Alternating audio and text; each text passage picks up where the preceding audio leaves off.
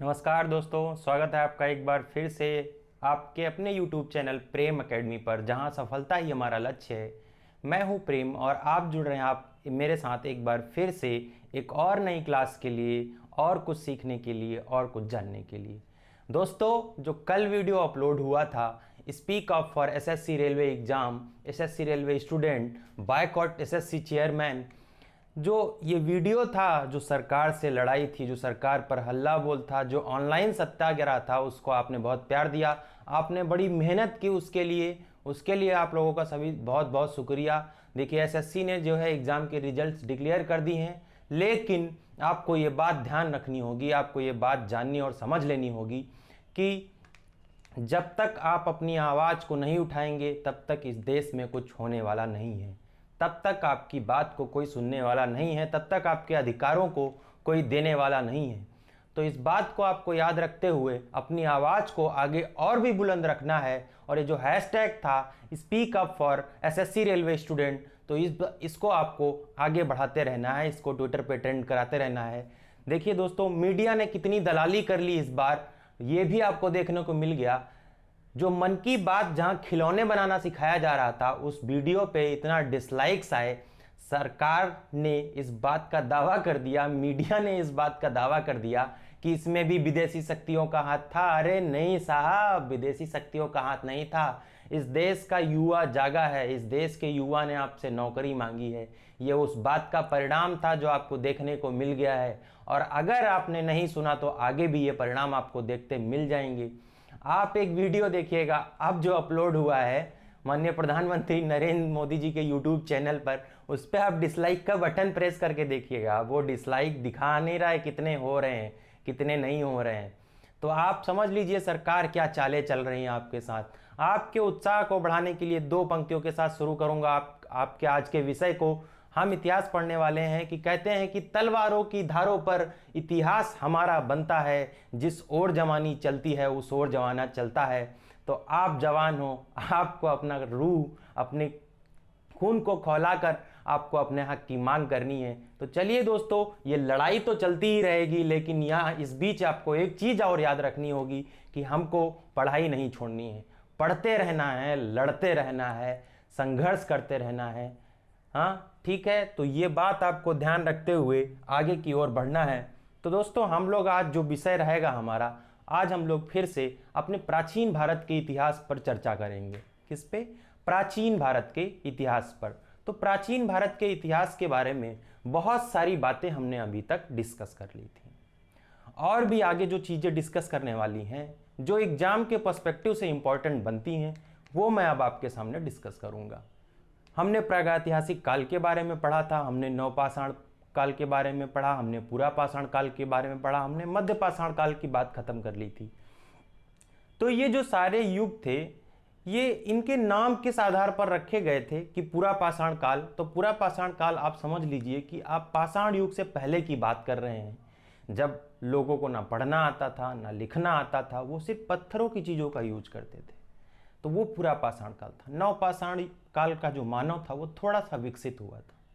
उसके बाद क्या, थोड़ा सा अगर मैं इन सब चीज़ों से हटकर आपको सभ्यताओं की तरफ लेके चलूं कि जब दुनिया भर में, देश भर में सभ्यताओं का विकास हुआ, तो उन सभ्यताओं की बात अगर करें तो उन सभ्यताओं का आखिर पता कैसे चला, कैसे पता चला? जब भी किसी सभ्यता का पता चलता है तो उसका साधन क्या होता है? क्या वो इतिहास के पन्नों में लिखा होता है कि ये सभ्यता रही थी पहले, या कोई बताता है?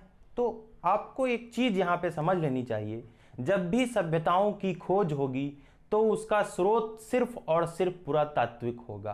पुरातात्विक आधार पर ही क्या कि जो आपकी सभ्यताएं हैं उनकी खोज की जाती है, क्योंकि सिर्फ और सिर्फ जो स्रोत रहते हैं वो पुरातात्विक रहते हैं।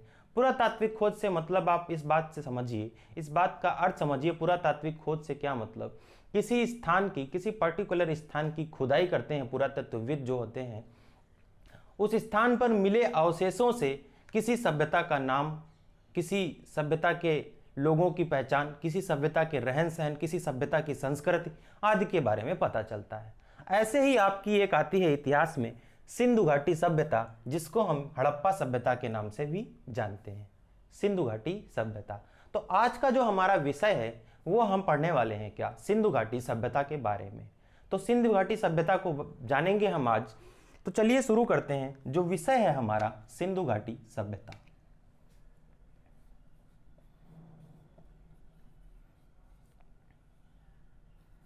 सिंधु घाटी सभ्यता। देखिए दोस्तों, मैं शायद मुझे लगता है क्योंकि मुझे चीज़ें समझाने में, आप तक डिलीवर करने में थोड़ा सा टाइम भले लगता हो, लेकिन मैं चीज़ें जो आपको दे रहा हूँ, जो कंटेंट आपको दे रहा हूँ, दावा करता हूँ कि कंटेंट यूट्यूब पे अभी तक किसी ने दिया नहीं होगा फ्री में। जो कंटेंट मैं आपको दे के जाऊँगा, एक एक चीज़ पढ़ा के जाऊँगा, कोई भी लूप होल्स नहीं छूटेंगे मेरे कंटेंट में। आप इस बात को लिख लीजिए, आप इस बात को कहीं छान मारिएगा। ये जो चीज़ें मैं पढ़ा रहा हूँ आपको, किताब से मैच करा लीजिएगा, एनसीईआरटी बुक से मैच कराइएगा। अगर एक भी लूप होल्स मेरे पढ़ाए हुए कंटेंट में छूटा हुआ मिलेगा आपको, तो आके कमेंट करके बताइएगा सर कि ये चीज़ आपने नहीं पढ़ाई थी, तब आप मुझसे सवाल करने के हकदार होंगे। अन्यथा की दृष्टि में जुड़े रहिए हमारे साथ, और एक एक पॉइंट पे, एक एक चीज़ पे चर्चा करेंगे हम लोग इसी प्लेटफॉर्म पे, प्रेम एकेडमी के प्लेटफॉर्म पे। तो सिंधु घाटी सभ्यता की हम लोग बात करेंगे। देखिए, सिंधु घाटी सभ्यता के कालक्रम की अगर हम बात करें तो कालक्रम के विषय में विभिन्न लोगों के विभिन्न मत हैं।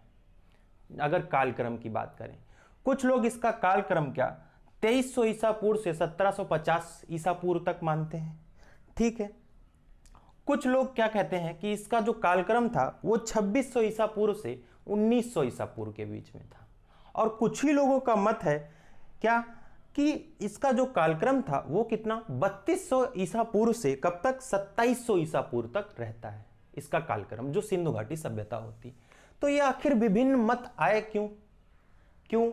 क्योंकि किसी का तरीका कुछ और था, किसी ने अवशेषों के आधार पर, पुरातात्विक खोजों के आधार पर कालक्रम का निर्धारण किसी और समय से किया, या कुछ और कारण रहे होंगे कि उनकी तिथियों में थोड़ा बहुत इधर उधर।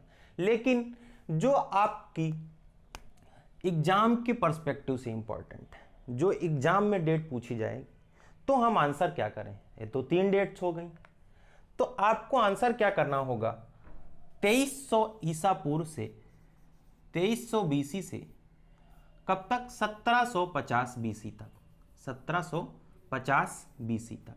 ये आपका एग्जाम के पॉइंट ऑफ व्यू से। अब एनसीईआरटी क्या कहती है इस मामले में, इस काल निर्धारण के मामले में एनसीईआरटी क्या कहती है। एनसीईआरटी के हिसाब से देखिए, मैं एक एक चीज आपको बताऊंगा। एनसीईआरटी के हिसाब से इसका जो काल है वो कितना 2600 बीसी से 1900 बीसी तक है, 1900 बीसी तक है, ठीक। और जो भारतीय पुरातत्वविद के निदेशक थे, कौन, John Marshall, according to John martial,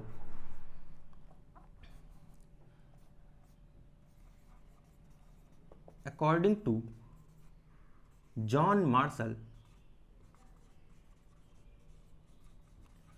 martial के हिसाब से कितनी थी ये 3250 ईसा पूर्व से 2700 ईसा पूर्व तक। कब तक 3250 ईसा पूर्व से बीसी से, यानी कि 2700 ईसा पूर्व तक। ये डेट किसने दी, जॉन मार्शल ने, ठीक। तो आपको जो डेट याद रखनी हो कब से 2300 ईसा पूर्व से 1750 ईसा पूर्व तक, आपको ये डेट एग्जाम के, अगर मान लीजिए ये तीनों डेट्स आप याद रखिए, इनमें से अगर कोई भी एक आ जाती है तो आप उसको टिक कर सकते हैं। अगर 2 एक साथ आती हैं तो आपकी प्रायोरिटी जो रहेगी वो ये वाली रहेगी, ठीक है। इस बात को आपको ध्यान रखना होगा। एनसीईआरटी के हिसाब से ये बात, और ये जो डेट आई थी वो जो सबसे पुरानी विधि है और जो सबसे ऑथेंटिक विधि मानी जाती है किसी काल को निर्धारित करने के लिए, कार्बन 14 विधि द्वारा या C14 विधि के द्वारा ये वाली डेट निर्धारित की गई थी, ठीक, C14 के द्वारा। तो ये बात आपको समझ लेनी चाहिए। तो जब हम हड़प्पा सभ्यता की बात कर रहे हैं, तो आखिर इस सभ्यता की विशेषताएं क्या थी, ये आखिर कौन सी सभ्यता थी, इसको क्या कहा जाता था, ये किसके बाद डेवलप हुई, या इसको हम किस प्रकार से पढ़ सकते हैं, इन चीज़ों को हम आगे थोड़ा सा और डिस्कस करेंगे, ठीक। तो जो ये सिंधु घाटी सभ्यता थी ये क्या थी, ये सैंधो सभ्यता का ही रूप थी। ये किसमें, आपके आद्य ऐतिहासिक काल का भाग थी। किसके, आद्य ऐतिहासिक काल का, आद्य ऐतिहासिक काल का भाग था। ठीक, पहली बात ये ध्यान रखनी है आपको। दूसरी बात अगर हम करें, दूसरी बात करें,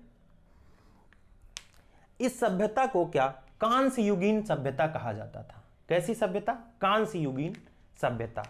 अब इसका कारण क्या था कि इसको कांस्य युगीन सभ्यता कहा जाता था। इसको कैसी, कांस्य युगीन सभ्यता के नाम से जाना जाता था। इसका कारण क्या था, इसका कारण क्या था, इसका कारण यह था कि यहां के जो लोग थे, यहां के जो मानव थे, वो क्या कॉपर और टिन को मिलाकर ब्रोंज विकसित किया था। क्या, कांस्य विकसित किया था। ठीक, तो इस वजह से भी इसको कांस्य युगीन सभ्यता कहते थे, क्योंकि यहां पे लोग चीजों के निर्माण के लिए क्या कांस्य या ब्रोंज का इस्तेमाल करते थे। किसको, किसके किसके मिश्रण को मिलाकर क्या बनाया था, Cu और Sn, कॉपर और टिन। ठीक, बनाया क्या था इन्होंने, ब्रोंज बना डाला। ठीक, ये ब्रोंज बना डाला इन्होंने इससे। तो इस वजह से इसको क्या कांस्य युगीन सभ्यता के नाम से भी हम लोग जानते हैं या पढ़ते हैं। ठीक, अगर आपसे पूछे कि कांस्य युगीन सभ्यता क्या थी, तो आप सब कुछ वही बता देना जो सिंधु घाटी सभ्यता के बारे में आप लोग बताने की कोशिश करेंगे। ठीक है, अगर हम अगली बात करें तो अब जो इसके खोज के कालक्रम थे उसके बारे में हम डिस्कस करें थोड़ा सा। क्यों, क्योंकि हमने ये पढ़ा कि सिंधु घाटी सभ्यता है। जब भी हम किसी चीज, नई चीज को पढ़ते हैं पहली बार, तो उसमें हम क्या पढ़ते हैं कि आखिर इसकी खोज किसने की थी। यही होता है ना सबसे पहला पॉइंट। तो मेरे बच्चों, मेरे भाइयों, मेरे दोस्तों, आज मैं आपको इस टॉपिक को जितना ज़्यादा हो सकेगा उतना क्लियर कराने की कोशिश करूँगा। तो चलिए दोस्तों, इसको मैं मिटाता हूँ। आगे की बात अगर हम करें, इसके खोजी लोगों की अगर हम बात करें, तो थोड़ा सा हम लोग इसको देखेंगे डिटेल में। ठीक, बात 1826 की है। ठीक, जॉन मैसन, कौन, जॉन मैसन, ठीक है, या चार्ल्स मैसन, सॉरी माफ कीजिएगा, चार्ल्स मैसन। 1826 में चार्ल्स मैसन, आप इस सबको नोट कर लीजिएगा, चार्ल्स मैसन। चार्ल्स मैसन ने पाकिस्तान के एक जिले का दौरा किया और इस बात की पुष्टि की कि यहां पर कोई सभ्यता है।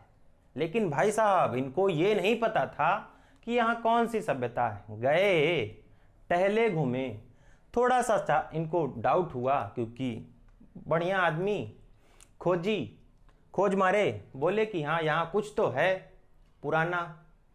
तो उसके बाद फिर क्या हुआ, चार्ल्स मैसन के बाद की अगर हम बात करें, ब्रंटन ब्रदर्स का नाम सुना होगा आपने। किसका, ब्रंटन ब्रदर्स।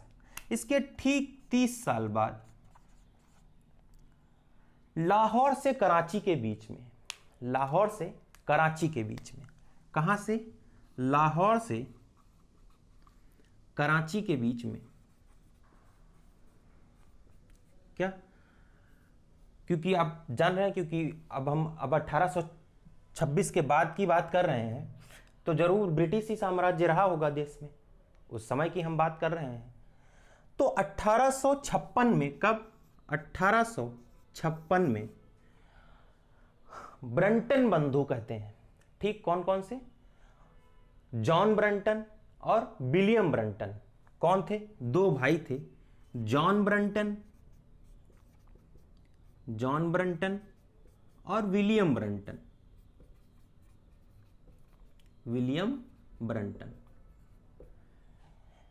ये ट्रेन की पटरी यहां बिछाई जा रही थी लाहौर से कराची के बीच में। उसी दौरान काम करते हुए इनको एक ऐसा टीला मिला जहां से इनको कुछ ईंटें प्राप्त हुई। लेकिन अब इंजीनियर साहब इतने तो ज्ञाता थे नहीं कि वो देखे और बता दें कि नहीं ये भैया, ये तो हमने ढूंढ मारी, कौन सी, सिंधु घाटी सभ्यता। ऐसा तो कुछ था ही नहीं, क्योंकि इनको तो उससे पहले कुछ ज्ञात ही नहीं था इस सभ्यता के बारे में। इस सभ्यता का नाम भी नहीं किसी ने सुना था, तब तक इस सभ्यता के बारे में कोई जानता भी नहीं था। तो जो पहला प्रमाण मिला सिंधु घाटी सभ्यता का, हम कह सकते हैं कि 1856 में जॉन ब्रंटन या ब्रंटन बंधुओं के द्वारा इसकी खोज हुई। ठीक, ये पहली बात हो गई। उसके बाद की अगर हम बात करें, ठीक, जॉन ब्रंटन के बाद की बात करें, फिर जब हम थोड़ा सा और आगे बढ़ेंगे 1900 की तरफ जब हम थोड़ा सा बढ़ने की कोशिश करेंगे तो हम पाएंगे क्या कि 1921 में अब आपको बहुत सारी चीजें याद आ रही होंगी। कितनी? बहुत सारी चीजें आपको याद आ रही होंगी। 1921 में के पाकिस्तान के मोंटगोमरी जिले में किसने? दयाराम साहनी और माधव स्वरूप वत्स ने उत्खनन का कार्य प्रारंभ कराया। किसने? दयाराम साहनी, राय बहादुर, दयाराम साहनी और किसने? माधव स्वरूप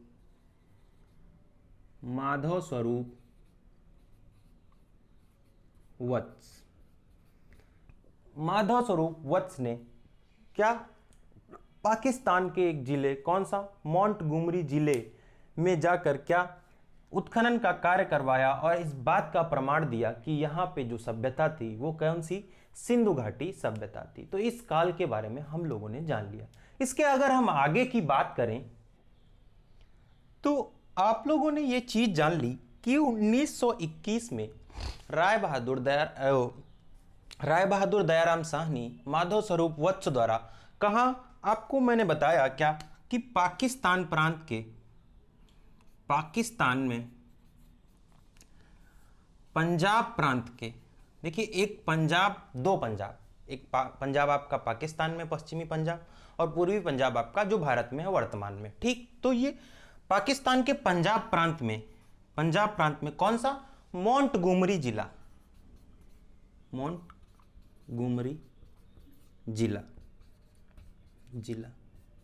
ठीक, इसकी क्या उत्खनन का कार्य करवाया 1921 में और पाया क्या कि एक हड़प्पा सभ्यता का वहां पर जो है खोज की 1921 में इनके द्वारा। फिर क्या हुआ 1921 के बाद की अगर हम बात करें, ठीक है, फिर हां अगर हम आगे की बात करें, फिर देखिए आपका सिंध प्रांत में 1922 की अगर हम बात करें, 1922 की बात करें, 1922 में सिंध प्रांत में किसने? राखाल दास बनर्जी द्वारा। किसके द्वारा? राखाल दास बनर्जी द्वारा उत्खनन का कार्य करवाया गया। किसका? उत्खनन का कार्य करवाया गया। ठीक है, और ये कहां? ये सिंध प्रांत कहां? ये आपका पाकिस्तान के लरकाना जिले में। कहां? लरकाना जिले में। ठीक, वहां से भी क्या कुछ अवशेष मिले जिससे क्या इन दो सभ्यताओं, सिंधु घाटी सभ्यता या हड़प्पा सभ्यता का स्रोत मिला या उसके कुछ अवशेष मिले। उसके बाद फिर क्या हुआ 1922 के बाद में, 22 के बाद में जो तत्कालीन जो है पुरातत्व विभाग के निदेशक थे 1924 में, उन्होंने क्या किया? देखिए इसको मैं यहां से मिटा रहा हूं। उसके बाद 1924 में यहां पे आप देखिए 1924 में भारत के तत्कालीन पुरातत्व विभाग के निदेशक जॉन मार्शल ने यह घोषणा कर दी। कब? 1924 में जॉन मार्शल के द्वारा यह घोषणा कर दी गई कि क्या? कि भारत में इस सभ्यता की खोज हुई है। ठीक है, इसकी क्या एक ऑफिशियली घोषणा कर दी कि कोई एक इस प्रकार की सभ्यता भी है। ठीक, उसके बाद में भी कई लोगों ने इसके उत्खनन के कार्य करवाए। ठीक है, तो वो सब सेकेंडरी चीज़ें हैं, उन पे मुझे लगता है कि एग्जाम के पर्सपेक्टिव से उतना ज़्यादा इंपॉर्टेंट भी नहीं है कि हम उनको पढ़ें। जो इंपॉर्टेंट चीज़ थी ये कि सबसे पहले जो खुद किसी ने उसके बारे में पता लगाया तो वो थे चार्ल्स मैसन। उसके बाद में जो पहला प्रमाण मिला वो 1856 में। कब? जॉन ब्रंटन और विलियम ब्रंटन जो दो भाई थे, कहाँ से? कराची और लाहौर के बीच में रेलवे लाइन का निर्माण हो रहा था, तब वहाँ उन्हें उस सभ्यता की ईंटें मिली। उसके बाद 1921 में राय बहादुर दयाराम साहनी और माधव स्वरूप वत्स के द्वारा पाकिस्तान के पंजाब प्रांत के मोंटगोमरी जिले में उत्खनन का कार्य करवाया गया, जहां से कुछ अवशेष प्राप्त हुए। उसके बाद राखालदास बनर्जी द्वारा लरकाना जिले में खुदाई कराई गई, ठीक, तो वहां से भी कुछ अवशेष प्राप्त हुए। उसके बाद में क्या, इस सिंधु घाटी सभ्यता का निर्धारण हो पाया, ठीक। तो इस बात को हम लोगों ने जान लिया और समझ लिया, ठीक है। फिर 1927 में JF मैके के द्वारा, ठीक है, और फिर 1963 में वो JF डेल्फ द्वारा, तो इस प्रकार के कई और जो है पुरातत्वविदों ने इसकी खुदाई करवाई और कई सारे और भी प्रमाण इससे संबंधित पाए। तो उन सब की चर्चा हमको नहीं करनी है, हमको जो इम्पोर्टेंट थी उस बात की चर्चा करनी है। तो चलिए, जो ये आपकी सिंधु घाटी सभ्यता थी, ये सिंधु घाटी सभ्यता, यहाँ का जीवन स्तर किस प्रकार का था या लोग कैसे अपना जीवन व्यतीत करते थे, थोड़ा सा इस बात के बारे में हम चर्चा करेंगे। और फिर जो है हम इस सभ्यता के विस्तार के बारे में चर्चा करेंगे कि ये सभ्यता आखिर भारत में कहाँ कहाँ विकसित थी और कहाँ कहाँ पर इससे संबंधित अवशेष पाए गए हैं, ठीक। उसके बारे में हम थोड़ी सी चर्चा करने की कोशिश करेंगे। देखिए, जो हड़प्पा सभ्यता है वो ताम्रपाषाण कालीन युगीन सभ्यता है, ठीक। ये बात मैंने आपको पहले बता दी। यहाँ के लोग जो है क्या, यहाँ के लोग लिखना तो जानते थे, लेकिन उनकी लिपि क्या थी, वो भाव चित्रात्मक थी, वो सिंबल्स के रूप में लिखते थे। जैसे मान लीजिए सूरज को है तो सूरज को सूरज बनाना है, ठीक। तो इस प्रकार की वो जो कला थी, जो लिखने की तरीका था, वो भाव चित्रात्मक लिपि थी उनकी, ठीक। यहाँ के लोग, जो सिंधु घाटी सभ्यता के लोग थे, वो चाक पर बने हुए बर्तनों का प्रयोग करते थे। कैसे? चाक पर बने हुए। और वो बर्तन किस रंग के थे? वो काले रंग के बर्तनों पर लाल रंग से चित्रकारी करते थे। कैसे? काले रंग के बर्तनों पर लाल रंग की चित्रकारी होती थी इस सभ्यता के लोगों में। इस सभ्यता को सबसे जो महत्वपूर्ण किसके लिए जाना जाता है? नगर नियोजन के लिए जाना जाता है, ठीक। ये सभ्यता इसीलिए फेमस है क्योंकि जो यहाँ नगर नियोजन का जो मिला है आपको स्रोत या जो भी अवशेष मिले हैं वो काफ़ी उम्दा थे। यहाँ पे कुछ इस प्रकार का नगर नियोजन था कि ऊपरी इलाकों में जहाँ पे ऐसा माना जाता है कि जो सिंधु घाटी सभ्यता का शासक वर्ग रहा होगा वो रहता था। उसके निचले शहर में जो ईंटों से बना हुआ शहर था वहाँ क्या जो आम जनता थी वो रहती थी। और यहाँ के अगर हम सड़कों की बात करें तो यहाँ की जो सड़कें थीं वो एक दूसरे को क्या समकोण पर काटती थी। कैसे? इस प्रकार से समकोण पर काटती थी, ठीक। यहाँ का और एक चीज अगर हम और जो अच्छी चीज थी वो इस बात की थी कि जो पानी का निकास था वो भी बहुत ही ढंग से बनाया गया था। तो इस प्रकार की कुछ ये सभ्यता थी। इसके बारे में हम लोग और बहुत विधिवत चर्चा करने वाले हैं। मुझे लगता है कि 4 वीडियो में कम से कम हम लोग इस सभ्यता के बारे में पढ़ेंगे क्योंकि जो मोस्टली सवाल बनते हैं वो यहाँ से बनते हैं। प्राचीन के अगर सबसे शुरुआती दौर के सवाल अगर बनेंगे तो यहाँ से बनेंगे। तो आपको ये बात को ध्यान रखना है, ठीक। तो चलिए दोस्तों डिस्कस करते हैं कि आखिर इसका विस्तार कहाँ तक था, ठीक है। इसका विस्तार कहाँ था? इसका जो मुख्य क्षेत्र था वो क्या था? पंजाब और सिंध प्रांत। कौन सा? पंजाब, सिंध प्रांत, बलूचिस्तान, ये आप इसके मुख्य क्षेत्र थे इस सभ्यता के, ठीक। इस सभ्यता का जो टोटल विस्तार जो संपूर्ण क्षेत्रफल था वो लगभग 12.969 लाख वर्ग किलोमीटर, या हम ये कह सकते हैं कि लगभग 13 लाख किलोमीटर में ये सभ्यता 13 लाख वर्ग किलोमीटर में ये सभ्यता फैली हुई थी, ठीक। तो इतनी सी बात हमने की। अगर हम इसके भौगोलिक विस्तार की बात करें तो ये उत्तर में जम्मू कश्मीर के मांदा से दक्षिण के दायमाबाद महाराष्ट्र तक और पश्चिम में ये आपके उत्तर प्रदेश के पश्चिमी इलाके आलमगीरपुर, और अगर इधर हम पूर्व की बात करें तो ये इधर आपका कौन सा सिंध प्रांत की अगर हम बात करें या बलूचिस्तान में ये सूतकांगेडोर तक फैला हुआ थी ये सभ्यता, ठीक। इस बात की हमने बात कर ली। आगे अगर हम बात करें अगर हम ये सभ्यता कुछ इस प्रकार से बनी हुई थी, इस प्रकार से विकसित थी कि त्रिभुज के आकार का निर्माण करती थी, और वो त्रिभुज के किनारे जो कोने थे वो समुद्री किनारों से लगे हुए थे। वो कौन से किनारे थे कि उत्तर में शिवालिक से, उत्तर में कहां, शिवालिक से दक्षिण में अरब सागर तक, दक्षिण में कहां, ये आप थोड़ा सा यहां पे देखिए,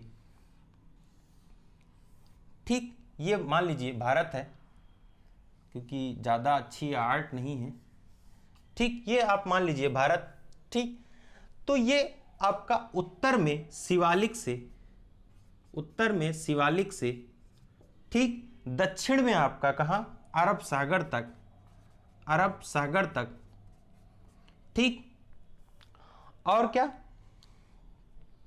पश्चिम में बलूचिस्तान तक। ये देखिए आपका ये जो ये है, ये यहाँ पे ये सिंध है, ये आपका पंजाब, ये आपका सिंध, और ये आपका बलूचिस्तान, ये आपका बलूचिस्तान, बलूचिस्तान, ठीक। मैप से समझने की कोशिश करते हैं। बलूचिस्तान, ठीक है, और बलूचिस्तान के मकरन तट तक, इधर कौन सा था, एक मकरन तट, मकरन तट, मकरन तट तक, और उत्तर पूर्व में मेरठ तक, उत्तर पूर्व में यानी कि इधर यहां कहीं मेरठ तक, मेरठ तक, मेरठ तक, ठीक, उत्तर पूर्व में। तो ये जो इसका विस्तार था इस सभ्यता का, ये कुछ क्या त्रिकोण का निर्माण करती थी, एक त्रिकोण का निर्माण करती थी। तो चलिए हम थोड़ा सा इसको क्या मैप के माध्यम से समझने की कोशिश करते हैं, ठीक, मैप के माध्यम से समझने की कोशिश करते हैं। और एक यहाँ पे जो बहुत ही इंपॉर्टेंट बात है कि वैसे तो बहुत सारे जो है सिंधु घाटी सभ्यता में स्थल खोजे गए थे, बहुत ही सारे सिंधु घाटी में सभ्यता में स्थल खोजे गए थे, लेकिन जो मेन जो हैं, जो प्रमुख हैं, वो 6 स्थल हैं, वो 6 स्थल हैं। मैं आपको पढ़ा तो दूंगा वो 6 स्थलों के बारे में, लेकिन जो आज आपका काम है भाई, सारा काम मेरा थोड़ी है। अरे मास्टर जी कितना पढ़ाएंगे, आपको भी तो पढ़ना है, नहीं? तो जो 6 जो महानगर थे, जो 6 महान स्थल थे, उनको आप कमेंट में बता दीजिएगा मुझे। इतना काम तो हम करते हैं, थोड़ा सा आप कर दीजिएगा। और इस वीडियो को कम से कम 100 लाइक्स तो मिलने चाहिए, क्योंकि अभी उतनी ग्रोथ नहीं हमारी, उतनी रीच नहीं हमारी। तो मेरा छोटे छोटे टारगेट है, कम से कम 100 लाइक्स इस वीडियो को मिलने चाहिए, 100 लाइक्स। और पर एक अगर हर वीडियो पे आप 10 सब्सक्राइबर्स बढ़वा देंगे तो थोड़ा सा काम हमारा भी आसान हो जाएगा, थोड़ा हमको मोटिवेशन मिलेगा पढ़ाने का और भी ज़्यादा। तो इस वजह से मैं आपको ये चीज़ें बोल रहा हूँ कि थोड़ा सा इसको शेयर करते रहिए वीडियो को। वीडियो पसंद आ रहा होगा आप लोगों को, और जितना हो सके अपने दोस्तों को, अपने रिश्तेदारों को चैनल के बारे में बताइए, क्योंकि हम जो कंटेंट देंगे आपको, हम दावा करते हैं यूट्यूब पर कोई भी वैसा कंटेंट फ्री में आपको नहीं प्रोवाइड कराएगा। तो चलिए दोस्तों, हम इसके विस्तार की बात करने वाले हैं।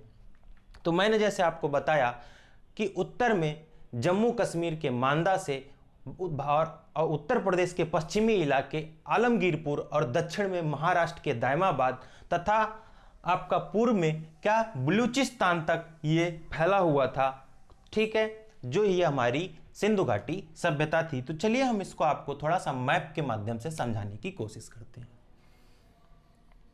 ठीक भैया, मैप ही बन जाए तो हमारा काम हो जाए, आज का मैप बन जाएगा तो काम हमारा अच्छा हो जाएगा। बस थोड़ा सा आर्ट में प्रॉब्लम है, क्योंकि गुरुजी इंजीनियर थे, वो भी कंप्यूटर के, सिविल के होते तो शायद लाइनें खींच लेते, और हमको तो कंप्यूटर पे ही सब कुछ खींचना था। खैर चलिए, यहाँ हमें आपको पढ़ाना है तो हम आप कोशिश ज़रूर पूरी करेंगे कि आपको अच्छे से अच्छा हम भारत का मानचित्र बना के दे पाएँ। ठीक है भैया मेरे, और अगर थोड़ा सा भी गलत लगे आपको तो शिकायत नहीं करिएगा, अपनी कॉपी में अच्छा सा बना लीजिएगा, ठीक है? ठीक है, हैं?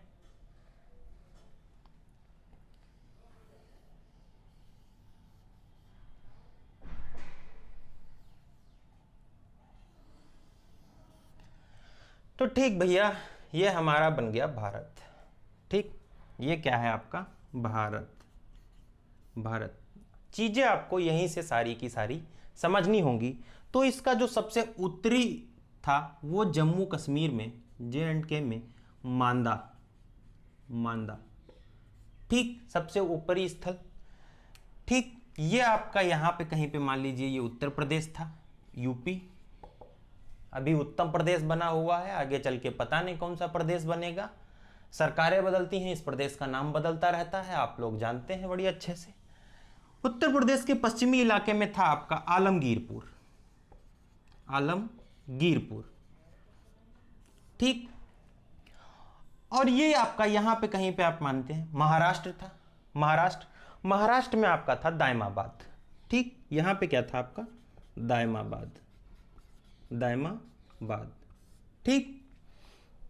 3 स्थल हो गए। चौथा ये, अब अगर आप मान के चलें कि ये आपका यहाँ पे आपका ये हो गया पूर्वी पंजाब, ये आपका पश्चिमी पंजाब जो आपका पाकिस्तान में, ये इधर कहीं पाकिस्तान, ठीक। ये अफगानिस्तान, अफगानिस्तान इधर कहीं, ठीक। तो ये आपका पंजाब हो गया, ठीक। अरे साइंस लिख जाओ चाचा, पंजाब, ठीक। और यही ये थी आपका सिंध प्रांत था। और ये अगर हम इधर बात करें तो बलूचिस्तान,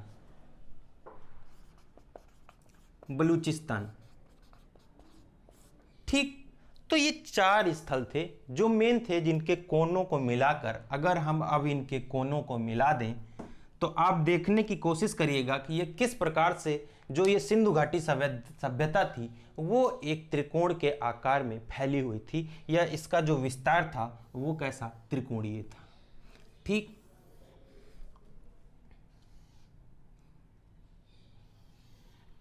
अब इस सभ्यता के इस पार्ट को देखने की कोशिश करिए आप कि ये सभ्यता जो थी वो कैसे क्या आपकी त्रिकोण के या त्रिभुजाकार आकृति में फैली हुई थी। आप इस क्षेत्र को देखिए टोटल, ठीक। तो ये कैसे त्रिकोण का आकार बनाती थी। अब यहाँ पे एक बहुत महत्वपूर्ण बात निकल के आती है, वो क्या कि जो ये बलूचिस्तान के सूतकांगडोर, यहाँ पे ये नाम जो इसका था वो क्या था, सूतकांगडोर, ठीक। तो ये सूतकांगडोर से और ये आलमगीरपुर तक की जो दूरी थी, ये जो दूरी थी वो थी आपकी 1600 किलोमीटर। कितनी? 1600 किलोमीटर। और अगर हम बात करें मांदा से दायमाबाद तक की दूरी की तो ये थी आपकी 1400 किलोमीटर। कितनी? 1400 किलोमीटर, 1400 किलोमीटर। और इसका जो संपूर्ण क्षेत्रफल था, इस सभ्यता का जो संपूर्ण क्षेत्रफल था वो लगभग कितना? 13 लाख वर्ग किलोमीटर। ये इस सभ्यता का क्षेत्रफल था, ठीक। एक छोटी सी चीज यहां पे हम लोग को और समझ लेनी होगी। इधर आपने थोड़ा सा अगर आप आगे बढ़े, यहां पे देखें अगर, तो यहां से आपका और थोड़ा सा जब इधर पश्चिम में आएंगे तो आप देखेंगे क्या कि ये जो था यहाँ पे आपकी इराक, या इसको हम मेसोपोटामिया की सभ्यता कहें, मेसोपोटामिया की सभ्यता कहें, ठीक। और उसके बाद यहाँ पे थोड़ा सा और आगे जब हम बढ़ेंगे तो ये आपकी थी मिस्र की सभ्यता। कौन सी? मिस्र की सभ्यता। और अगर हम इन दोनों सभ्यताओं को जोड़ दें, इन दोनों सभ्यताओं को जोड़ दें, और फिर भी इन दोनों सभ्यताओं से भी 12 गुना बड़ी थी ये जो आपकी सिंधु घाटी सभ्यता थी। इस बात को आपको समझना होगा। कितनी? 12 गुना बड़ी। अगर इन दोनों सभ्यताओं को हम जोड़ भी दें तो ये कितनी? 12 गुना फिर भी इन सभ्यताओं से बड़ी थी। तो आप एक चीज यहां पे समझ सकते हैं कि जो सिंधु घाटी सभ्यता थी उसका आकार, उसका क्षेत्रफल कितना ज्यादा था, कितनी दूर तक फैली हुई थी। तो जो कुछ महत्वपूर्ण स्थल खोजे गए थे, जो महत्वपूर्ण स्थल खोजे गए थे, उन स्थलों की बात हम करेंगे अगली वीडियो में। आज के लिए जो कॉन्सेप्ट था, जो आपको समझाना था, वो बस यहीं तक था, ठीक है। इस सभ्यता के स्थल 3 देशों में प्राप्त होते हैं। ये जो सभ्यता थी सिंधु घाटी सभ्यता, जो हम लोग पढ़ रहे हैं, इंडस वैली सिविलाइजेशन, इसको इंग्लिश में अगर बोलूं, क्योंकि कल एक शिकायत आई थी पर्सनली तौर पे मेरे को कि सर पढ़ाते तो हैं, अच्छा पढ़ाते हैं, हम देखते भी हैं, लेकिन सर का क्या कि पूरा का पूरा हिंदी में पढ़ाते हैं। देखिए दोस्तों, मेरा जो मानना है कि मुझे जिसका 80% है उसको 100% पे पहुंचाना मेरा काम नहीं है। मेरा काम है जो 0 पे है उसको 80 पे लेके आना, और जब मैं 0 को 80 वाले पे लेके आऊँगा तो जो 80 वाला है वो अपने आप 100 पे पहुँच जाएगा। तो मेरा, क्योंकि मैं ग्रामीण क्षेत्र से हूँ, मुझे भी बहुत परेशानी होती थी इंग्लिश में। हालांकि अभी कोई दिक्कत नहीं, आप जिस भाषा में कहेंगे मैं पढ़ा दूंगा, हिंदी या इंग्लिश या भोजपुरी कह लब मर्दे, उसी में भी पढ़ा देंगे हम आपको। बट परेशानी ऐसी है क्योंकि जो भाषा है देश की जो सबसे ज़्यादा बोली जाती है भारत में, हिंदी, तो इस वजह से मैं कंटेंट हिंदी में देता हूँ और चीज़ें हिंदी में प्रोवाइड कराता हूँ। तो इसको हम अगर इंग्लिश में मांदाई कहेंगे, इसको आलमगीरपुरी कहेंगे, दायमाबाद कहेंगे, और यहाँ पे अगर कुछ बताने वाली चीज़ है तो इसको टोटल एरिया बोल सकते हैं, क्षेत्रफल को। ठीक है, तो ये बस ये छोटे छोटे चीज़ें होते हैं, बाकी आपको चीज़ें समझनी होंगी, ठीक है, ना कि मैं इंग्लिश में बात करने लग जाऊँ तो उससे तो मुझे नहीं लगता कि फिर जो रीच है वो 10% नहीं हो पाएगी। फिर तो जो हिंदी मीडियम के बच्चे हैं वो तो ऑब्वियस सी बात है नहीं पढ़ने की कोशिश करेंगे। तो सिंधु घाटी सभ्यता को, इंडस वैली सिविलाइजेशन, तो इस प्रकार से हम जानने की कोशिश कर रहे थे सारी बातों को। तो ये जो सिंधु घाटी सभ्यता थी वो मुख्यतः 3 देशों में थी। कौन कौन से? पहला तो हमारा प्यारा भारत, हमारा प्यारा भारत। दूसरा छोटा भाई देश का पाकिस्तान। तीसरा अफगानिस्तान। तो 3 ये जो देश हैं, भारत, पाकिस्तान और अफगानिस्तान, इन 3 देशों से हड़प्पा सभ्यता या सिंधु घाटी सभ्यता के पुरातात्विक स्थलों की खोज हुई है। और अभी तक टोटल कितने? 2800। ये आर.एस. शर्मा की बुक का करंट डाटा है, ये मैं आपको बता दूं, क्योंकि कहीं कहीं पे डिफरेंट होगा। कुछ बुक्स कहती हैं कि अभी तक 1500, कुछ बुक्स कहती हैं कि सिर्फ अभी तक 1000, जिसमें से लगभग 600 स्थल जो है भारत में खोजे गए। तो कुछ इस प्रकार से है, लेकिन जो अभी करंट का डाटा मैंने अभी जो बुक्स पढ़ी हैं तो उसमें आर.एस. शर्मा की बुक है जो, उसमें ये 2800 डाटा है। ठीक है, तो अभी तक करंट में कितने? 2800 स्थल खोजे जा चुके हैं हड़प्पा सभ्यता या सिंधु घाटी सभ्यता के। तो दोस्तों आज की वीडियो में बस इतना ही। मिलेंगे हम लोग एक और नए जोश के साथ, नए जुनून के साथ में, नई वीडियो के साथ में अगले लेक्चर में। तब तक के लिए बने रहिए हमारे साथ, हमारे चैनल, आपके चैनल प्रेम एकेडमी पे। सभी को धन्यवाद। और हाँ, एक चीज आपको भूलना नहीं, जैसा मैंने पहले आपको बताया था कि तरवारों की धारों पर इतिहास हमारा बनता है, जिस ओर जवानी चलती है उस ओर जमाना चलता है। तो आपको speak of for SSC railway students या एसएससी रेलवे एग्जाम, इस हैशटैग को आगे बढ़ाना है, और जितना ज़्यादा हो सके वीडियोज़ को शेयर करते रहिए, चाहे जिस चैनल का वीडियो हो। आप ये मान के चलिए, कोई छोटा बड़ा चैनल जो आपको थोड़ा भी कंटेंट पढ़ाने लायक दे रहा है वो आपकी हेल्प करने के लिए यहाँ पे बना है। सबको पर्सनल बेनिफिट्स तो होते ही होते हैं लोगों को, लेकिन फिर भी वो मेहनत करके आपको कंटेंट आपके घर तक, आपके हाथ तक पहुंचा रहा है, तो उसके पीछे उसकी कुछ ना कुछ मेहनत जरूर है। मैं यहाँ अगर आपको पढ़ा रहा हूँ तो इस पढ़ाने के पीछे मेरी कुछ ना कुछ मेहनत रही होगी। मैंने इसको पहले कभी ना कभी तैयार किया होगा, कभी ना कभी इसके लिए मेहनत की होगी, तभी मैं चीज़ें आप तक डिलीवर कर पा रहा हूँ। तो इस बात को आपको समझ लेना होगा कि जो भी यहाँ पे जो इस बोर्ड पे खड़े होकर जो भी स्टूडेंट को पढ़ा रहा है, जो भी टीचर पढ़ा रहा है, तो उस पढ़ाने के पीछे उसकी मेहनत है जो आपको बोर्ड पे सिर्फ पढ़ाते टाइम दिखेगी, उसके पीछे की मेहनत नहीं दिखेगी। तो इसलिए हमारा सपोर्ट करते रहिए, क्योंकि आपका सपोर्ट ही हमारी मोटिवेशन का कारण है। तो बने रहिए दोस्तों प्रेम एकेडमी के यूट्यूब चैनल पर, जहां सफलता ही हमारा लक्ष्य है। मिलते हैं अगली वीडियो में। धन्यवाद।